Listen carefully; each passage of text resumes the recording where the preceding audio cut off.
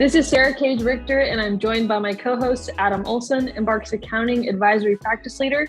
Also joining us today, we brought back Fabian Garavito from our ESG introduction episode. And we also have Caroline Willet, a senior manager in Dallas, another second-time guest of the show. Welcome back. Thank you. And today we are talking about the E in ESG, or really the first half, so maybe ESG. Yeah, you guys can laugh. It's okay. Not all jokes can be winners. Anyways, I know there's... Thank you. Adam always likes my puns. I got another one for you. There's a lot to unearth here as it relates to environmental and climate-related ESG matters. But before we start, can we talk about the basics about what is meant when we say environment within ESG? Sure. So at the basic level, the E in ESG is focused on measuring the environmental impact and sustainability of any particular company or industry. So the key reporting areas or topics within this space mostly center around emissions, carbon footprint, material disposal, resource management, efficiency, sustainability practices, and future environmental goals. So I think it's fair to say sustainability, climate change, and other environmental concerns are a key focal point in our modern society. So how has this shift impacted businesses? Yeah, I would say environmental concerns used to be more fringe territory for activists and really only widely visible in the wake of a major disaster. But today, more and more customers are backing sustainable products and in some cases are willing to pay more for them. Investor focus also continues to shift to socially responsible companies. And industries are subject to more local and global regulations. So the E in ESG also considers a company's utilization of natural resources and the effect of its operations on the environment, both directly from the company's operations, but also across its supply chain. So the environmental factor examines a company's environmental disclosure, environmental impact, and its efforts to reduce carbon emissions. All of these are issues that represent tangible risks and opportunities for stakeholders and stockholders alike. And we're seeing that companies that neglect to consider the effects of their policies and practices on the environment may actually be exposed to greater financial risk as well. So without taking appropriate action to curtail carbon emissions or protect against environmental incidents like oil spills or mining explosions, companies can face governmental or regulatory sanctions, criminal prosecution, and reputational brand damage, which all risk harming shareholder value. Yeah, that's an interesting point. One thing, we're also seeing a lot of businesses do is work towards kind of like that net zero goal for their emissions. We see in the news, you'll see a lot of public companies, publicizing their goal dates, setting targets for 2040 or 2050. There's countries that are, joining in connection with this, with the Paris Climate Agreement. Can you guys maybe just, for those that aren't familiar with kind of the net zero concept and strategy, just explain what is meant by that?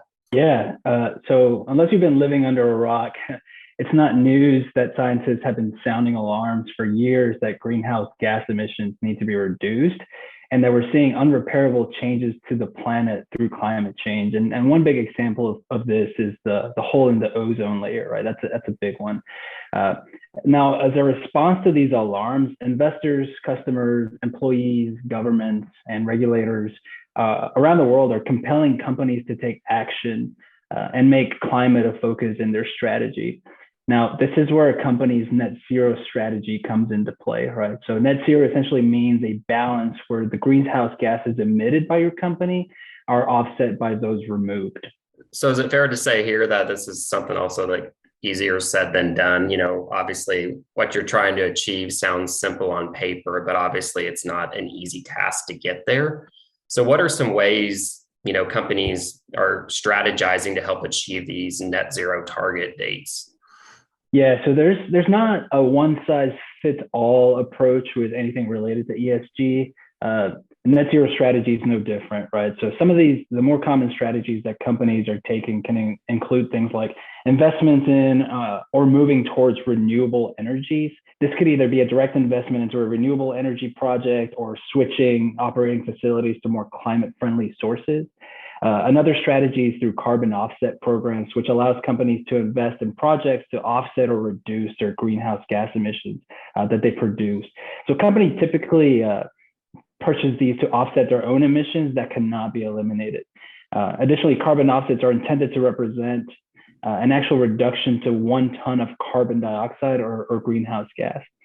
Again, another strategy is through investments in technology or automation. So companies they may undertake capital projects to improve the efficiency, cost, and effectiveness of their operation and essentially reduce emissions. Examples of something like this can include electrification, which is replacing technologies that run from fossil fuels like natural gas with those that utilize electricity. Companies can also make changes to buildings or infrastructure, such as green certifying buildings or adding solar panels to the roof of a building or maybe a parking garage or a parking lot. Those are, obviously things that we hear a lot about companies, investing in and doing. So definitely some great strategies there. So speaking of emissions, I know a large component of ESG efforts really center around an organization's greenhouse gas emissions and also just reporting around those emissions. Can you maybe talk a little bit today what the lay of the land looks like as far as it goes with greenhouse gas emission reporting? So currently, there isn't a single consistent standard that's required for calculating and reporting greenhouse gas emissions. But much of the current guidance references the GHG protocol, which was created by the World Resources Institute and the World Business Council for Sustainable Development. So it's a really helpful reference because it provides a clear step-by-step guide for companies to use to actually quantify and report their greenhouse gas emissions, with the goal of creating international consistency and transparency for the greenhouse gas emissions reporting process. So as it relates to emissions as well, I know some of these different standards and governing bodies out there, speak to different scopes of emissions. Can you talk maybe a little bit about the different types of scopes of emissions and maybe give some examples of, what would fall under each type? Sure. So scope 1, 2, and 3 GHG emissions are intended to differentiate between direct and indirect environmental impacts of a company's operations. So scope 1 emissions are the direct emissions from company-owned or operated sources.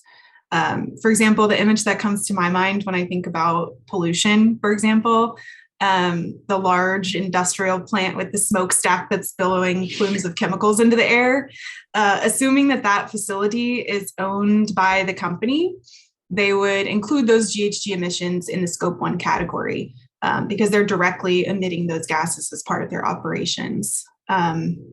But maybe a more common example of scope 1 for most companies would be emissions from gasoline or diesel consumed by vehicles that the company owns.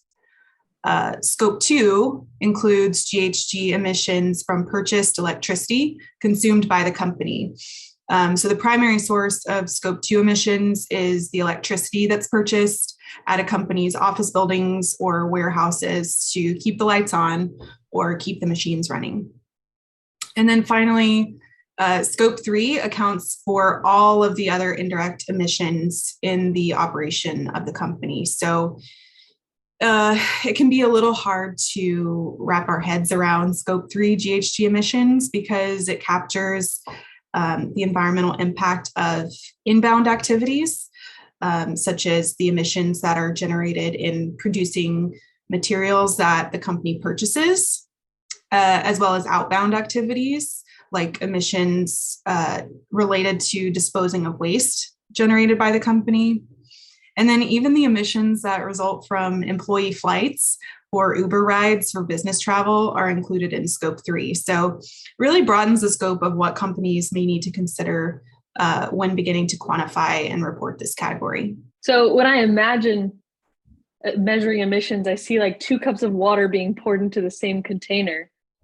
That sounds really complex to determine whose emissions are whose. So how do you even go about figuring out who's emitting what? So the first thing we need to do is set organizational boundaries. And this is essentially your consolidation structure, similar to what you would have for your financial statements.